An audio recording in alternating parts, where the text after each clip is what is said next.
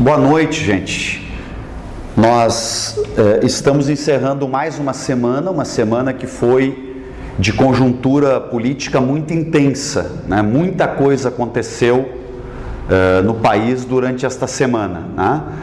Nós tivemos a suspensão temporária da greve dos petroleiros, que foi uma greve extremamente importante para conter a fúria do bolsonarismo, para conter esta política econômica absolutamente suicida que está sendo aplicada no país por Bolsonaro e Paulo Guedes, que querem vender todo o patrimônio público do país, dentre outras barbaridades. E os petroleiros estão de parabéns, e o nosso mandato esteve muito ao lado desta greve, negociações em Brasília, porque de fato ela foi, como eu disse da tribuna da Câmara, uma greve cívica e patriótica. Ela defendeu sim legitimamente os empregos dos petroleiros, mas acima de tudo, em nome de todos nós brasileiros que temos um projeto de nação e que defendemos um projeto de nação, ela se colocou na defesa do Brasil, na defesa da Petrobras e do petróleo do pré-sal para os brasileiros, para a educação e a saúde dos brasileiros. Então, foi uma grande vitória a forma como se concluiu esta primeira parte da greve dos petroleiros, que neste momento está suspensa, e hoje, em Brasília, no TST, ocorreram negociações finais para que a Petrobras reconheça o dissídio, um conjunto, né, de direitos petroleiros. Outro movimento importante desta semana foi o movimento dos caminhoneiros.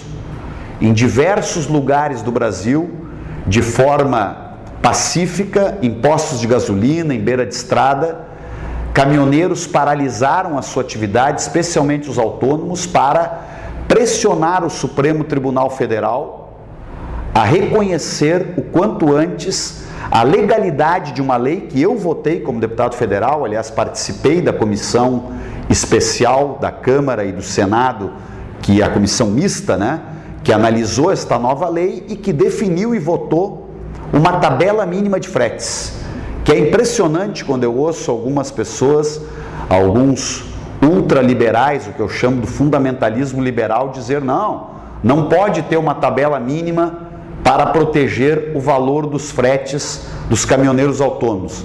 E eu respondo, não só pode, como deve e é preciso ter esta tabela de preços mínimos. Isto não é um tabelamento do preço dos fretes, é a definição de um patamar mínimo abaixo do qual ninguém pode contratar um frete. Porque o que está acontecendo no Brasil nesses últimos anos, especialmente com a crise econômica, é que houve um aviltamento do preço dos fretes. Há um processo muito oligopolizado de quem contrata os fretes, tem num ambiente de recessão, como está vivendo a economia brasileira, tem uma oferta, obviamente, maior de frete do que aquilo que é o volume a ser contratado, e estavam obrigando os transportadores, especialmente os autônomos, a trabalhar abaixo do custo. Então isso coloca em risco toda a estrutura de transporte do país, por falta de manutenção nos veículos, além de explorar esta categoria tão importante dos caminhoneiros. Então o nosso mandato estará sempre na defesa desta tabela mínima de fretes. Eu debati muito, estudei muito, li muito, e estou seguro que uma tabela mínima é o equivalente a um salário mínimo. Pode haver o desemprego que houver, ninguém pode contratar alguém ganhando menos do que o salário mínimo. A tabela mínima de fretes é a mesma lógica. Quero inclusive aqui destacar o papel de uma grande liderança, que é um caminhoneiro nosso aqui do Rio Grande do Sul, de Juí, o Lite, né, que é um dos grandes líderes deste movimento. Estão de parabéns também os caminhoneiros que estão sabendo dar o que a gente chama de um freio a este processo todo que o governo Bolsonaro vem desenvolvendo no país. Mas o mais importante, como eu conversava aqui com a minha equipe, com os nossos jornalistas agora, antes de entrarmos para esta conversa com todos vocês, conversando com a Juliana, com o Ronaldo, com a Roberta aqui, é que esta semana ela foi marcada por uma intensidade, talvez que não tenha ocorrido em outros períodos do governo Bolsonaro, daquilo que foi assim a expressão mais mais grosseira, assim, não que seja novidade para nós, porque nós conversamos muitas vezes, evidentemente a maioria de vocês que acompanham as redes sociais do nosso mandato, temos opinião semelhante. O Bolsonaro nós sempre soubemos, uma pessoa totalmente despreparada para exercer a função que exerce, jamais poderia ter sido presidente da República. Muitas pessoas foram induzidas a erro e estão percebendo que foram induzidas a erro ao votar no Bolsonaro, mas nesta semana ele, se nós pudéssemos usar esta frase, ultrapassou todos os limites. Eu acho que ele já ultrapassou muitas outras vezes, mas nesta vez ele foi ainda mais longe na grosseria, no machismo, naquela postura arrogante, autoritária e na postura de quem procura intimidar as pessoas que pensam diferente dele, que é própria de um fascista, e nas pessoas que exercem críticas ao seu governo e ao próprio Bolsonaro. A maneira como ele agrediu a jornalista Patrícia Campos Melo, jornalista que hoje trabalha na Folha de São Paulo e que já teve muitos outros trabalhos ao longo de uma carreira extremamente respeitada como jornalista, e lembremos que esta jornalista foi aquela que conduziu a reportagem que mostrou toda a ilegalidade que está cada vez mais clara, e eu espero que a Justiça Eleitoral em algum momento dê uma resposta ao Brasil sobre isto, mas a Patrícia Campos Melo, trabalhando na Folha de São Paulo, foi o veículo e a jornalista que colocaram a nu todo aquele processo de disparos ilegais de fake news nos WhatsApp, usando códigos de telefone, chips falsos de telefones, perfis falsos, perfis a partir do exterior, dinheiro de caixa 2 para fazer esses disparos. Ou seja, o conteúdo daquela matéria seria suficiente num ambiente democrático para levar à anulação das eleições.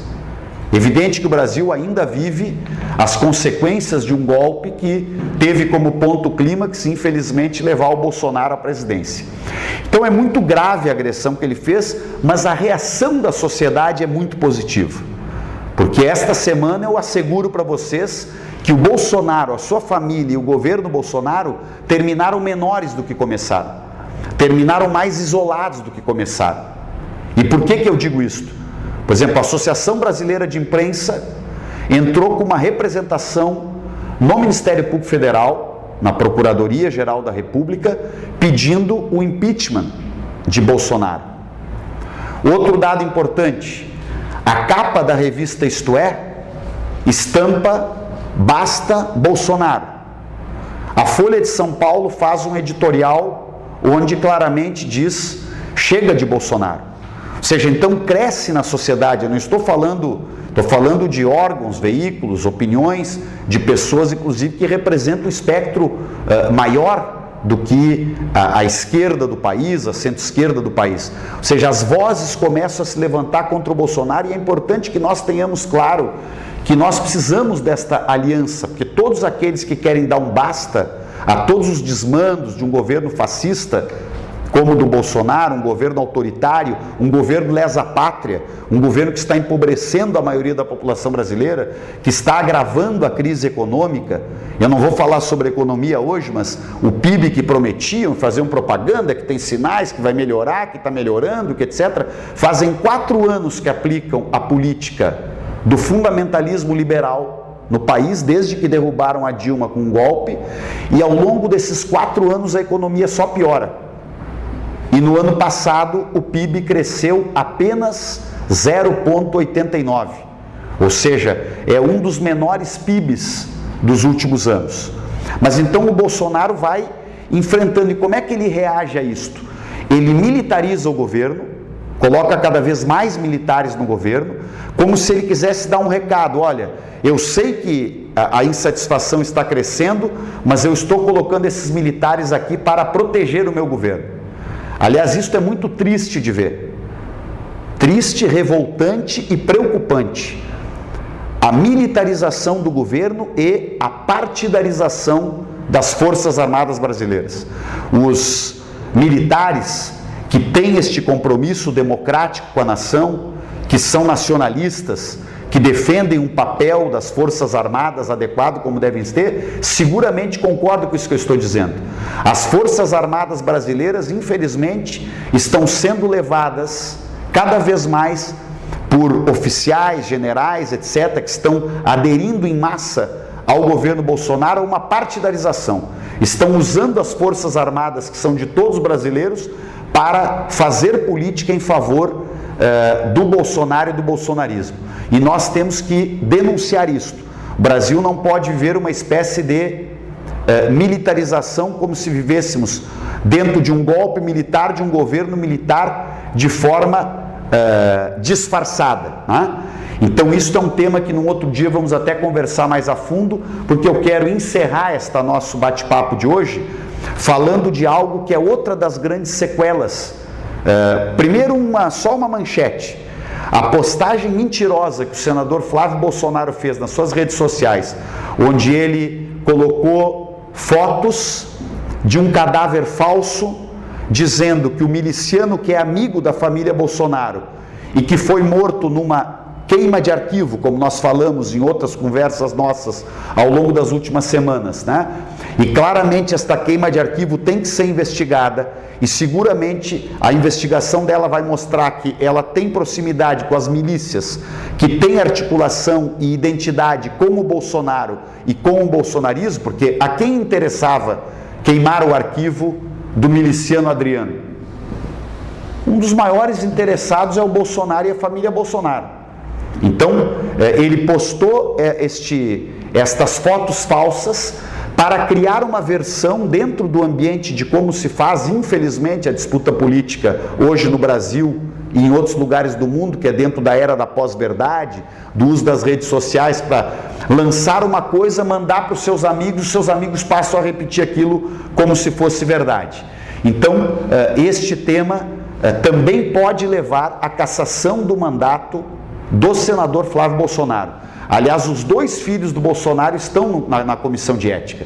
O Eduardo Bolsonaro está no Conselho de Ética da Câmara, representado por aquela fala onde ele incitou a população a defender a volta de um AI-5, ou seja, num ato de uso do seu mandato contra a democracia, o que é um crime grave também, contra a Constituição brasileira, e o Flávio Bolsonaro agora com esta postagem e outras questões, como o envolvimento dele, a rachadinha no mandato dele e o envolvimento com o miliciano. Eu preciso concluir, mas não posso deixar de falar de um tema que também foi muito impactante nesta semana, que foi o ocorrido há menos de 48 horas atrás, no Ceará, na cidade de Sobral. Primeiro, toda a minha solidariedade ao senador Cid Gomes. Tem pessoas que me falam, não, mas ele não podia ter subido naquela reta escavadeira e tal. Podemos até ter opinião A ou B, se podia, não podia ter subido na reta escavadeira, mas o fato é o seguinte: a polícia, parte da polícia do estado do Ceará, num ambiente que é incitado pelo presidente Bolsonaro, se rebela e passa a agir como uma milícia, porque aquilo ali não é um movimento de reivindicação salarial. Policiais que estão com as armas que são do povo, que estão sendo pagos para portar armas que são do povo do estado do Ceará e do povo brasileiro. Então é muito grave que policiais encapuzados usem armas e viaturas que são para garantir a segurança do povo, para atemorizar a população e tornar a população refém. Isto é um comportamento típico de milícia e de banditismo. E se este ambiente contaminar as polícias do Brasil todo, nós podemos ter problemas muito graves. Isto que alguns estão chamando a milicianização das polícias, que está sendo incentivada pelo discurso de ódio, intolerância e de incentivo a esse tipo de postura do presidente Bolsonaro. Então, o senador Cid Gomes, num ato de muita coragem, foi para a frente de um desses quartéis lá na cidade de Sobral, usou um megafone de peito aberto, foi até a beira do cercado que colocaram os amotinados que estavam dentro do quartel, impedindo inclusive que a segurança operasse. Diversas pessoas foram mortas por falta de segurança nos últimos dias no estado do Ceará. Ele foi ali para frente, deu o chamado, o ultimato para que as pessoas saíssem, liberassem, ou seja, fazem mais de 15 dias, se não me engano, né, Juliana, que eles estão amotinados em greve, mas alguns, talvez 12, 14, 15 dias, ou seja, a população não pode ficar refém, é fora da lei um ato como esse que os policiais estão fazendo lá. E aí acontece a tentativa de crime, a tentativa de um homicídio gravíssimo, que foi os 3, 4 tiros que foram deferidos por um policial encapuzado, que está lá amotinado, que tentou matar um senador da República, só não matou porque, por uma sorte, né, do destino, por uma previsão, errou a pontaria, porque ele atirou no peito esquerdo para acertar o coração e matar o senador. Então é gravíssimo, tem que ser investigado quem deu esses tiros. E nós temos que realmente unir forças políticas que pensam num país democrático, mesmo que tenham visões diferentes sobre economia, etc., para pôr um basta neste processo de fascistização galopante pelo qual está passando o nosso país. E é preciso conter o governo Bolsonaro. Numa próxima fala nossa, nós vamos falar de um tema também, porque eu sinto que Bolsonaro está deteriorando a sua capacidade para se manter como presidente do país, e alguns já começam a apontar para a lógica de que talvez fizessem um trânsito para retirar Bolsonaro do governo e colocar Mourão na presidência. Não. Nós temos que ter, inclusive eu sou autor de uma emenda constitucional, que é uma das mais lidas e procuradas, né, pelas redes sociais, que entram, né, na página da Câmara, que propõe, em caso de uma crise institucional onde o presidente da República seja afastado ou se afaste por qualquer motivo, o povo brasileiro tem o direito a uma nova eleição 90 dias depois do afastamento do presidente. Mas isso é papo para um outro dia. Eu encerro desejando um ótimo final de semana e feriado de carnaval para todos vocês. Os foliões que aproveitem o carnaval, aqueles que não são do samba, preferem o descanso, que aproveitem o descanso, porque nós também, mesmo neste ambiente duro em que vivemos, temos que também encontrar sempre os nossos momentos de felicidade, equilíbrio com as nossas famílias, amigos, e sempre dando combate. Cada um de nós fazendo a sua parte, porque nós vamos virar esta página da história, que é este triste, indesejado governo Bolsonaro, que todos nós brasileiros que queremos, né, um projeto de nação digno, estamos enfrentando. Um abraço a todos vocês, gente.